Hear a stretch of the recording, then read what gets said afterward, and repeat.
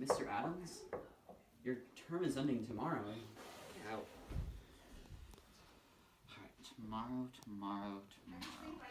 What do I have so far? On this day, the Judiciary Act of not aiding no one. The Judiciary Act of 1801 shall be effectuated. Let's try that again. On this day, March 3rd of 1801, 42 court justices are mine. 23 from the county of Washington and 19 from the county of Alexandria.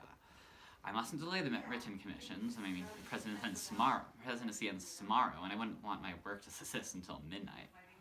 It's midnight judges or something. No, judges commissioned at such as an hour would be the product of an imperious administration, and for no reason other than that.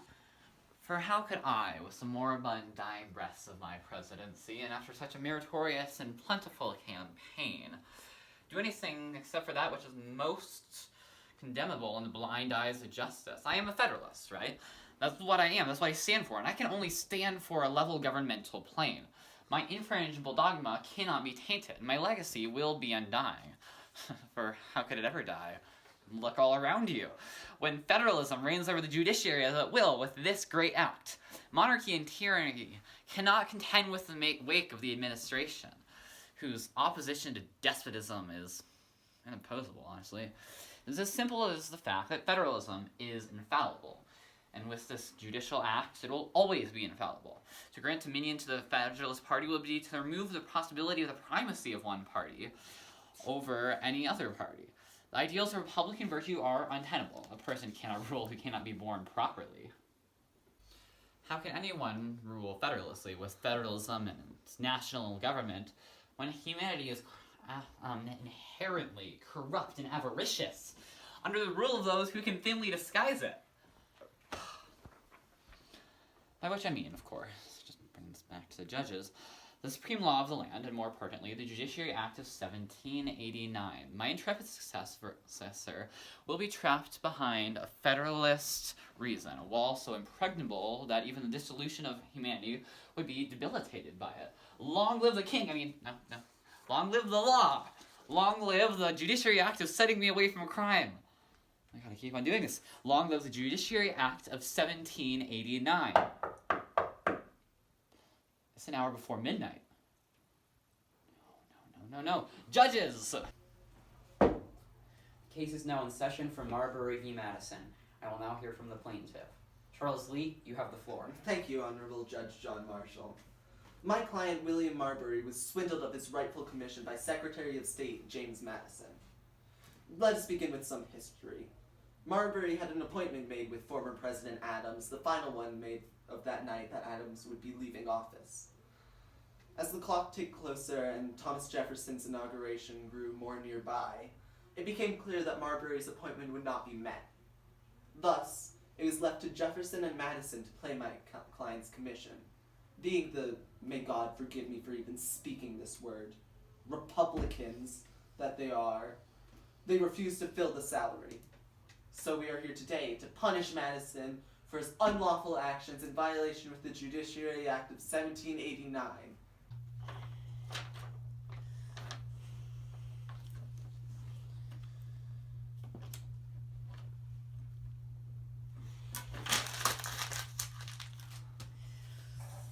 How do I rule over such a case? It's been 2 years since Marbury's payment was refused, and yet here I am to determine the moral superior.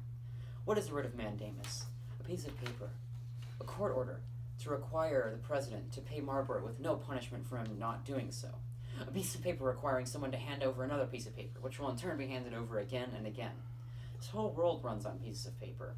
But here I am, a blank one in front of me. My mind is empty.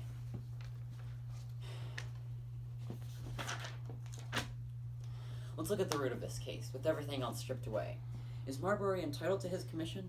Yes. Having this legal title to the office, Marbury has a consequent right to the commission. A refusal to deliver which is a plain violation of that right, for which the laws of his country afford him a remedy. Now, what law do we have in our new unsinkable constitution to remedy this scenario?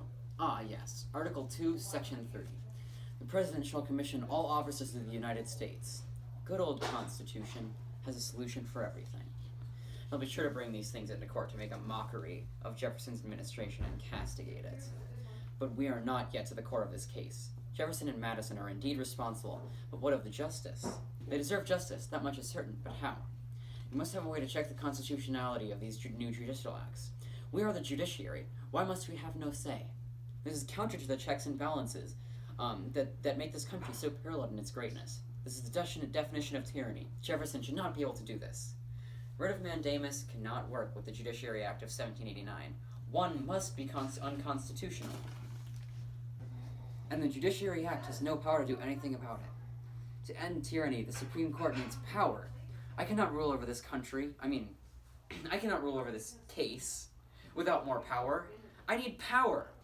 I will use this ruling to give myself more power, and I will call it... I wonder what the future may hold. After all, everything that happens in the future is influenced by what is now the present. Court is now in session for the case of Roe v. Wade. The judge will now hear the plaintiff. Alright, Justice Warren Burger. The year is 1971. We've progressed a lot since the time of the Constitution, at least in terms of social progress, right? However, our law has not adapted to it as much as we want. We have the amendments, like the first 10 amendments, but in terms of physical legislature, we need to look back at the 9th Amendment and see that when you're not allowing my client to terminate her pregnancy, you're actually violating her 9th Amendment rights. The Constitution does not allow for murder. Order! Order! Continue. Anyway, as I was saying, we urge you to consider these restrictions because these are human rights we're talking about. These are human lives we are talking about. Alright, court is now in session for the case of Obergefell v. Hodges. The court will hear the plaintiff speak. Judge John Roberts. My client has the right to marry whomsoever he chooses, regardless of race, sex, or otherwise, as stated by the Protection Clause of the 14th Amendment. Alright, defendant. I feel like the meaning of rights is misconstrued here. The court has come to a decision. We have ruled in favor of Jane Roe, under the principles of... Alright. The court has reached a decision for Obergefell v. Hodges, and will be ruling in the favor of the plaintiff, Obergefell. Under the principles of... I will call it... Judicial Review! Jefferson? Are you... I'm awake! Oh. I just wanted to wish you a happy Ah, pregnancy. yes, thank you so much. You're such a dear. Okay. Alright, bye, I'll leave you to bye. How could this Judicial Act of 1801 have been passed? It simply aids no one. It is nothing but a tyrannical ploy to thinly disguise Adam's penchant for power. And to think it was an attempt to balance our scales of the indomitable three-branch government, and not a blandishment designed to tip the scales, not to balance it towards the Federalist cause. How ironic. Using your own institution that you so espouse to defy itself. Surely no true Republican citizen, through the impregnable walls of virtuous reasoning, would resort to such an abject means. 23 new judges in the county of Washington and 19 in Alexandria? It seems that only yesterday, the court was but a feeble body, subject to the power of legislative branch. But with the sudden aggrandization, the emerging concept of judicial review, politics are so fickle. Such an abrupt changes in ideology. They're just too hard to keep track of. At one point you think one thing is true, but suddenly, upheaval! Prior knowledge is rendered negligible and everything is rearranged. Maybe such property will fade away with time. Why is it that review must be judicial and not concurrent? With time, though, will come revolution. Speaking of which, the Judiciary Act of 1801 must be repealed. If only there was some... Oh, what is it? I think I have just the idea. Sorry, Thomas Jefferson, I need to clarify myself. I, John Breckinridge, shall propose the Repeal Act, which will repeal the Judiciary Act of 1801 proposed by John Adams, which aided no one.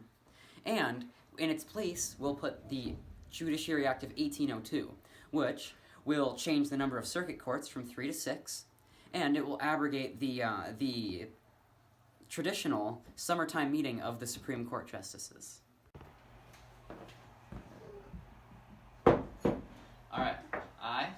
William Patterson, standing in lieu of Chief Justice John Marshall, will be presenting a summary of the concluded court case Stewart v. Laird, which was decided exactly 6 days after noted case Marbury v. Madison. The question at hand was this: was the Repeal Act and similarly the Judiciary Act of 1802 constitutional? And we deemed that it was. John C. Breckinridge's, the notable Republican, proposal was in fact constitutional, and 2 things stem from this. Number 1 is that the number of circuit judge courts will be increased from 3 to 6. Number 2 is that the annual summertime meeting of the court will be abrogated.